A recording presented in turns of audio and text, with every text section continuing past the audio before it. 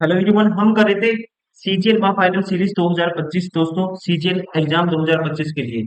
और इसमें हमारा जो टारगेट है, जैसे कि मैथ्स में 24 डेज 24 चैप्टर, रीजनिंग में 25 डेज 25 चैप्टर, ऐसे जीएस में 25 डेज के अंदर सारे के सारे जो भी मोस्ट इंपोर्टेंट चैप्टर और हर चैप्टर की वो सारी लेटेस्ट टाइप हम कवर कर रहे हैं जो 18 से लेके 2024-25 तक दोस्तों जितने भी क्वेश्चन एसएससी ने पूछे हैं। और ये सीजीएल आपकी सीजीएल प्रीलिम्स एग्जाम के लिए काफी यूजफुल होने वाले हैं। सारे के सारे क्वेश्चन आपको ये सीरीज लगातार देखनी है। ठीक है, इस सीरीज से आपको कहीं ना कहीं एग्जाम में सेम पैटर्न में क्वेश्चन आपको देखने को मिलेंगे और आपको हेल्प मिल रही होगी। लेटेस्ट जो क्वेश्चन है उसका वो पैटर्न तो आपको पता लगे लगेगा, साथ ही साथ आपका सिलेबस है जो वो भी रिवाइज होगा। तो चलिए स्टार्ट करते हैं। जीएस में हमने बहुत सारे चैप्टर किए थे, 4 चैप्टर ऑलरेडी कवर कर चुके थे। अभी है ये chapter number 5, that is physical geography. ठीक है, क्या है दोस्तों, फिजिकल ज्योग्राफी के जो मोस्ट इम्पोर्टेंट क्वेश्चन है वो सारे इस वीडियो में हम कवर करेंगे। तो चलिए स्टार्ट करते हैं दोस्तों। क्वेश्चन नंबर 1, निम्नलिखित में से अफ्रीका महाद्वीप में कौन सी झील भूमध्य रेखा पर स्थित है। दोस्तों अफ्रीका महाद्वीप में मोस्ट फेमस क्वेश्चन कई बार पूछा जाता है, क्वेश्चन ध्यान रखेंगे। राइट आंसर होगा इसका ऑप्शन सेकंड, विक्टोरिया झील। क्वेश्चन नंबर 2, महान विभाजक श्रेणी किस महाद्वीप में स्थित है। महान विभाजक श्रेणी दोस्तों ध्यान रखेंगे ये स्थित है, राइट आंसर होगा इसका ऑस्ट्रेलिया महाद्वीप में। इंग्लिश में इसको कहते हैं ग्रेट डिवाइजिंग रेंज। ठीक है, ऑस्ट्रेलिया की सर्वाधिक महत्वपूर्ण पर्वत श्रेणी है दोस्तों ये, और विश्व की तीसरी सबसे लंबी भूमि पर ये श्रेणियां है पर्वत की। राइट आंसर होगा ऑप्शन 4। क्वेश्चन नंबर 3, आबनूस और महोगनी के पेड़ किस प्रकार के वनों में पाए जाते हैं। ये ध्यान रखना आपको। राइट आंसर होगा इसका ऑप्शन थर्ड। ये पाए जाते हैं उष्णकटिबंधीय सदाबहार वन में। इंग्लिश में बोलेंगे tropical tropical evergreen forest. Question number 4, निम्नलिखित में से कौन सा आमतौर पर अधिक जनसंख्या के कारण होता है। तो आप ध्यान रखेंगे, बढ़ती जनसंख्या भूमि संसाधनों पर भारी दबाव डालती है, जिससे अति वो वनों की कटाई, पानी की कमी होती है और संसाधनों की दोस्तों वास्तविक उपलब्धता प्रभावित होती है। तो इसका राइट आंसर होगा भूमि और अन्य नवीकरणीय संसाधनों पर दबाव। Option first is right. Question number 5, पारिस्थितिक के किस उपखंड को कभी कभी प्रजाति पारिस्थितिकी के रूप में परिभाषित किया जाता है। और यह शरीर क्रियात्मक पारिस्थितिकी से भी जुड़ा हुआ है। ठीक है, किस उपखंड को। तो यहाँ पे राइट आंसर होगा, ध्यान रखेंगे इसे बोलते हैं ऑप्शन 4 सब पारिस्थितिकी, ओटियोकोलॉजी। राइट आंसर होगा ऑप्शन 4। क्वेश्चन नंबर 6, मध्य अक्षांश मरुस्थल से BW के 35 डिग्री और डैश नॉर्थ और साउथ के बीच पाए जाते हैं, जो उपोष्ण कटिबंधीय उच्च दबाव वाले क्षेत्रों के ध्रुव की ओर है। इसका राइट आंसर होगा ये पाए जाते हैं 35 डिग्री और 60 डिग्री के बीच में। ऑप्शन सेकंड इज करेक्ट, मध्य अक्षांश मरुस्थल। ठीक है, इंग्लिश में बोलते हैं इसको BW के। क्वेश्चन नंबर 7, समपारिस्थितिकी को निम्नलिखित में से किस रूप में भी परिभाषित किया जा सकता है। तो ध्यान रखेंगे दोस्तों आप, पारिस्थितिकी की एक शाखा है। ठीक है, कौन सी, समपारिस्थितिकी। सम पारिस्थितिकी जो पारिस्थितिकी समुदायों की संरचना, विकास और वितरण से संबंधित है। तो राइट आंसर होगा इसका ऑप्शन 4। क्वेश्चन नंबर 8, मध्य अक्षांश के तटीय प्रदेशों में डैश प्रकार के वन पाए जाते हैं। ठीक है, तो यहाँ पे पाए जाते हैं, राइट आंसर होगा शीतोष्ण सदाबहार one. Option 4 is correct, temperate evergreen forest. Question number 9, निम्नलिखित में से कौन से सतत विकास लक्ष्य SDG का उद्देश्य सतलीय पारिस्थितिकी तंत्र के सतत उपयोग को सुरक्षित पुनर्स्थापित करना और बढ़ावा देना, जंगलों का स्थायी प्रबंधन करना, मरुस्थलीकरण का मुकाबला करना और भू अक्षरण को रोकना, जैव विविधता की हानि को रोकना है। ठीक है, कौन से सतत विकास लक्ष्य है का उद्देश्य है। तो यहाँ पे दोस्तों ये इंडेक्स है, राइट आंसर होगा इसका ऑप्शन 4 SDG 15। क्वेश्चन नंबर 10, निम्नलिखित में से कौन सी प्रक्रिया मृदा में अपघटन के दौरान होती है। ठीक है, कौन सी प्रक्रिया है जो मृदा में अपघटन के दौरान होती है। तो ये प्रक्रिया है दोस्तों, राइट आंसर होगा दैट इज कॉल्ड, इसे बोलते हैं आर्द्रीकरण। ठीक है, कौन सी होती है? आर्द्रीकरण, या कह सकते हैं इंग्लिश में ह्यूमिफिकेशन। क्वेश्चन नंबर 11, वर्षा वनों में किस प्रकार की की जाती है? तो ध्यान रखेंगे दोस्तों, वर्षा वनों में की जाती है, राइट आंसर होगा इसका कर्तन एवं धैर्य कृषि। ठीक है, स्लैश एंड बर्न कृषि, option 4 is correct. Question number 12, किस प्रजाति को ब्लैक लिप्ड मोती सीप के रूप में जाना जाता है, जो हिंद प्रशांत क्षेत्र में उष्ण कटिबंधीय प्रवाल द्वीपों के भीतर पाई जाती है? ठीक है, तो इस प्रजाति का नाम आपको बताना है, ध्यान रखेंगे, राइट आंसर होगा इसका ऑप्शन 4। इस प्रजाति को बोलते हैं Pinctada margaritifera. Pinctada margaritifera, option 4 is correct. Question number 13, समुद्र के सबसे उथले हिस्से महाद्वीपीय शेल्फ की औसत ढाल डैश होती है? ठीक है, तो इसकी जो औसत ढाल है दोस्तों, ये होती है, राइट आंसर होगा ऑप्शन सेकंड, 1 डिग्री या उससे भी कम। क्वेश्चन नंबर 14, निम्नलिखित में से कौन उष्णकटिबंधीय महासागरों में पाए जाने वाले द्वीपों का एक समूह है, जो प्रवाल भित्तियों और एक केंद्रीय गर्त से बना है? ठीक है, तो इस द्वीपों का समूह दोस्तों ये है, राइट आंसर होगा ऑप्शन सेकंड, इसे बोलते हैं एटोल। क्या बोलते हैं? राइट आंसर होगा, ठीक है, इस द्वीपों के समूह को बोलते हैं, राइट आंसर होगा option second, atoll. Question number 15, महासागरीय परत का कौन सा भाग विश्व में सबसे समतल और चिकना है? महासागरीय परत का दोस्तों कौन सा भाग विश्व में सबसे समतल और चिकना है, ये पूछा है, तो यहाँ पे ध्यान रखेंगे, ये है, राइट आंसर होगा इसका ऑप्शन का गहरे समुद्र के मैदान। ठीक है, ये माना जाता है सबसे समतल और चिकने। क्वेश्चन नंबर 16, ओपन जलवायु वर्गीकरण में कौन सा अक्षर कोड मध्य अक्षांश मरुस्थल जलवायु को दर्शाता है दोस्तों? ठीक है, तो इसको दर्शाता है, राइट आंसर होगा इसको ऑप्शन, ये क्वेश्चन रिपीट हुआ है, ठीक है, ऑप्शन 4 BW के, mid latitude desert. Question number 17, जल निकायों के ऊपर होने वाले वायु के घूर्णन स्तंभ, जो आमतौर पर भूमि बवंडर से कम गंभीर होते हैं, उन्हें किस नाम से जाना जाता है? ठीक है, उन्हें किस नाम से जाना जाता है? तो इनको कहते हैं, राइट आंसर होगा, हिंदी में तो नाम से ही आपको पता लग जाएगा, जल स्तंभ, और इंग्लिश में बोलते हैं water sports. Water sprouts, option first is right. Question number 18,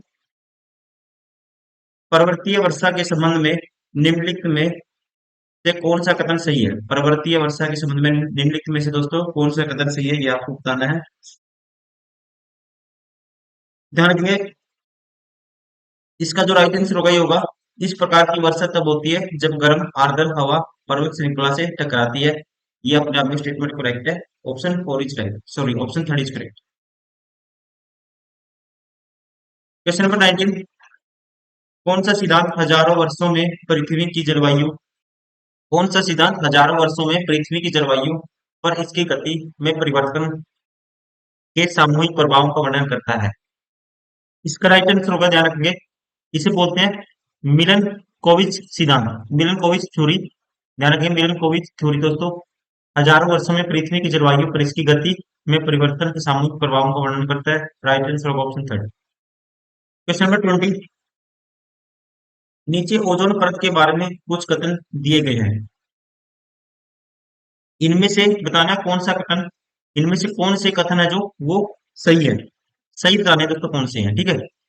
पहला, यह समताप मंडल में पाई जाती है, स्टेटमेंट अपने आप में करेक्ट है, ध्यान रखेंगे, पहली स्टेटमेंट क्या है, करेक्ट है। क्लोरोफ्लोरोकार्बन ओजोन छिद्र के लिए जिम्मेदार है दोस्तों, ये भी ठीक है। ओजोन परत पृथ्वी की सतह से लगभग 15 से 30 किलोमीटर ऊपर पाई जाती है, ये भी ठीक है। ओजोन परत में अब और सुधार होने की उम्मीद नहीं है, ये स्टेटमेंट दोस्तों क्या है, गलत है। ठीक है, तो यहाँ पे जो राइट आंसर होगा ये होगा ऑप्शन 4। क्वेश्चन नंबर 21, किस प्रकार की वर्षा तब होती है जब पृथ्वी की सतह से गर्म हवा जलवाष्प के साथ ऊपर की ओर उठती है और अधिक ऊंचाई पर पहुंचने पर संघनित हो जाती है? ठीक है, तो तब कौन से प्रकार की, इस कंडीशन में कौन से प्रकार की वर्षा होती है, ये क्वेश्चन पूछा गया है। तो यहाँ पे ध्यान रखेंगे दोस्तों, इसे बोलते हैं, तब होती है सवैनी वर्षा। Right answer of option third. Question number 22, उष्णकटिबंधीय क्षेत्र टोरिड जोन डैश के बीच स्थित है, डैश के बीच स्थित है। तो ये आता है दोस्तों, राइट आंसर होगा इसका, ध्यान रखेंगे। ये स्थित है कर्क रेखा और मकर रेखा के बीच। Option third is correct. Question number 23, सतृत बालू और ग्रेवल की एक लंबी विसर्पी कटक को किस रूप में जाना जाता है? सतृत बालू और ग्रेवल की एक लंबी विसर्पी कटक को किस रूप में जाना जाता है? तो ध्यान रखेंगे, इसे कहते हैं, राइट आंसर होगा ऑप्शन सेकंड एस्कर।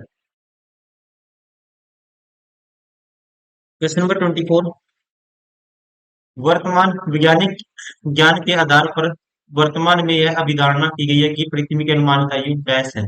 ठीक है, तो पृथ्वी की दोस्तों अनुमानित आयु का जो वैज्ञानिक आधार पर साइंटिफिकली इसको बताया गया है, राइट आंसर होगा इसका लगभग, ठीक है, डैश वर्ष। ठीक है, 45 × 10⁻³ 3 है तो 5 है तो 7, ठीक है, 10⁻⁷ वर्ष।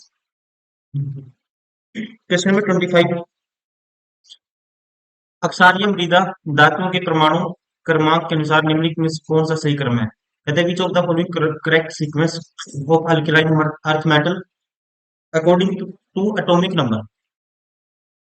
तो इनमें से दोस्तों सबसे पहले आएगा बेरिलियम। बेरिलियम का एटॉमिक नंबर होता है 4।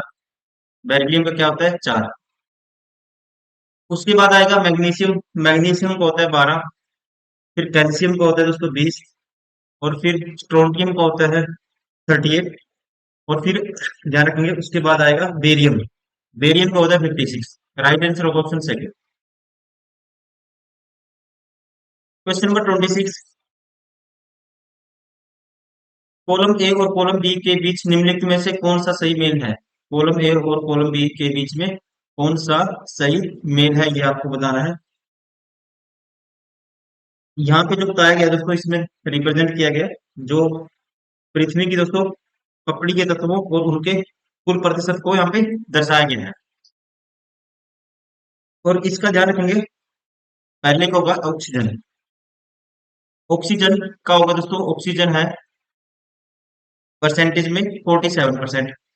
ठीक है, तो पहले का आएगा सी। सिलिकॉन, सिलिकॉन का परसेंटेज है दोस्तों 28। दूसरे का बी, पहले का सी दूसरे का बी, ऑप्शन बार हो गया।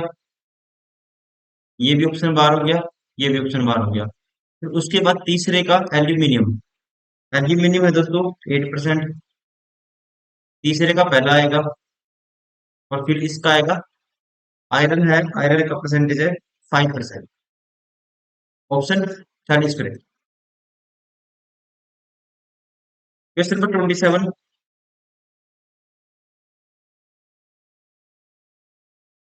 निम्नलिखित में से कौन सी भूस्खलन की व्यापक शमन तकनीक नहीं है? Which of the following not a broad mitigation technique of landslide. ठीक है, तो कौन सी है जो इसकी भूस्खलन की व्यापक शमन तकनीक नहीं है? तो यहाँ पे ध्यान रखेंगे, जमीन खिसकने से रोकने के लिए इंटेंशन वाला का निर्माण, ये ठीक है दोस्तों अपने आप में, ये इसकी तकनीक है। लेकिन डायरेक्टली आपको याद होना चाहिए, ये इनमें से राइट आंसर ऑप्शन 4 भूस्खलन को रोकने के लिए बढ़ती आवरण में कमी, ये इसकी क्या नहीं है, ये टेक्निक नहीं होगी।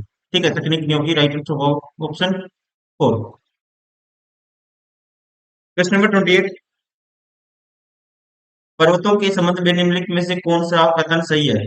पर्वतों के संबंध में निम्नलिखित में से कौन सा कथन सही है? सही बताना है हमें कौन सा है। पहला कहता है, पर्वत एक पंक्ति में व्यवस्थित हुए हो सकते हैं जिसे श्रेणी कहते हैं। अपने आप में दोस्तों स्टेटमेंट क्या है? ठीक है। बाद में अरावली श्रेणी दुनिया की सबसे पुरानी वरिष्ठ पर्वत श्रेणी में से एक है दोस्तों, ये भी अपने आप में स्टेटमेंट करेक्ट है, ध्यान रखना है आपको। दक्षिणी अमेरिका में माउंट किलिमंजारो ज्वालामुखी पर्वत का एक उदाहरण है दोस्तों। ठीक है, तो ये क्या है, ध्यान रखेंगे, ये गलत है। ये स्टेटमेंट क्या है दोस्तों, क्या है, गलत है। ये क्या है, एक ज्वालामुखी है। ठीक है, तो राइट आंसर होगा ऑप्शन सेट ए, फर्स्ट, वन और टू। क्वेश्चन नंबर 29, प्लेट विवर्तनिकी, ये कह सकते हैं प्लेट टेक्टोनिक के अनुसार निम्नलिखित में से कौन सा कथन सही है? कौन सा कथन है जो सही है? विवर्तनिक प्लेट ठोस चट्टान का एक विशाल नियमित आकार का सैलाब होता है। दोस्तों ये स्टेटमेंट गलत है। प्लेट जो टेक्टोनिक है का सिद्धांत पृथ्वी के स्तरमंडल को 7 बड़ी और कुछ छोटी प्लेटों में विभाजित करने का प्रस्ताव रखता है। तो ध्यान रखना है, ये स्टेटमेंट है जो अपने आप में करेक्ट है। ठीक है, पृथ्वी का स्तरमंडल कई अनियमित आकार की प्लेटों में बंटा हुआ है, जिन्हें क्या कहते हैं? स्तरमंडलीय प्लेट या टेक्टोनिक प्लेट कहा जाता है। राइट आंसर होगा दोस्तों ये जो सेकंड स्टेटमेंट है, ये कथन है सही है, बाकी सारे गलत है। क्वेश्चन नंबर 30, पृथ्वी की कौन सी बाहरी परत ग्रेनाइट संरचना के लिए कम घनी, मोटी और एंडेस्टिक है? पृथ्वी की कौन सी बाहरी परत है?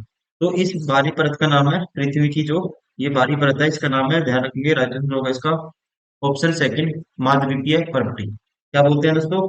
महाद्वीपीय परपटी बाहरी परत है ये, ठोस चट्टान ज्यादातर बेसाल्ट और ग्रेनाइट से बनी है। Question number 31,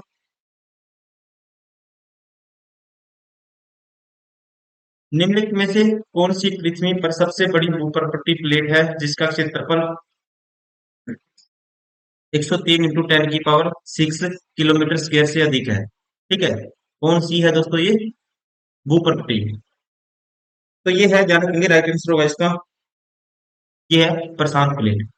option four is correct है, ये सबसे बड़ी है, ध्यान रखेंगे, जिसका क्षेत्रफल है 103 103 इंटू 10 की power 6 kilometre square.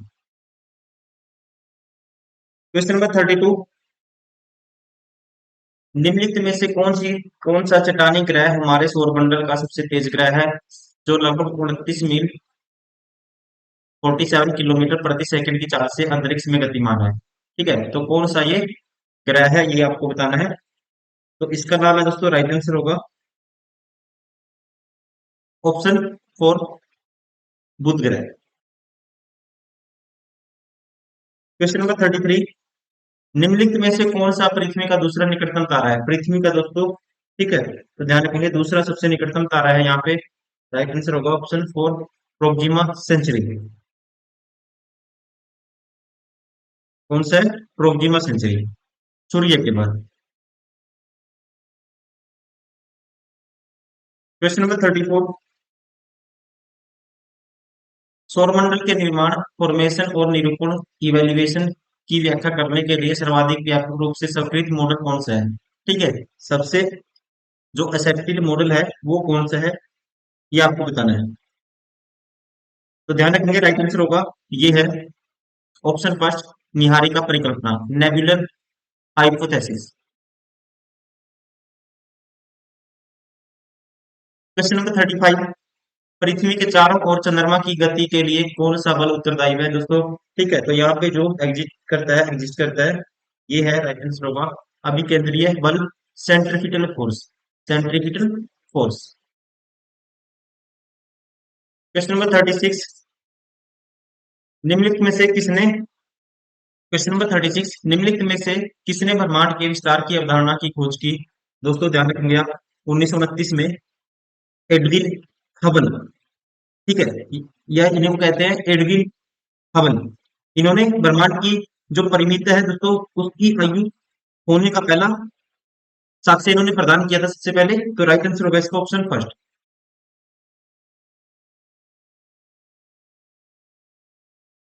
Question number 37, निम्नलिखित में से क्या खगोलीय पिंडों का हिस्सा है? निम्नलिखित में से खगोलीय पिंड का कौन सा है दोस्तों, क्या है इनमें से? ठीक है, कौन कौन सा है जो इनमें से जो खगोलीय पिंडों का हिस्सा है? ठीक है, ये आपको बताना है। पहला तारे दोस्तों हिस्सा है, ग्रह भी है, चंद्रमा भी है। तो राइट आंसर होगा ऑप्शन थर्ड। क्वेश्चन नंबर 38, प्रतिवर्ष डैश की आसपास पृथ्वी सूरज के सबसे करीब होता है दोस्तों? ठीक है, पृथ्वी सबसे कहते हैं प्रतिवर्ष डैश, जो तारीख है, तारीख बतानी है कि आसपास पृथ्वी सूरज के सबसे करीब होता है। तो ये तारीख है, राइट आंसर होगा इसका, ध्यान रखेंगे, पृथ्वी प्रतिवर्ष 3 जनवरी के आसपास सूर्य के सबसे करीब आती है। ठीक है, और यही प्रतिवर्ष 4 जुलाई के आसपास सूर्य से सबसे दूर जाती है। ठीक है, तो यहाँ पे जो राइट आंसर होगा 3 जनवरी।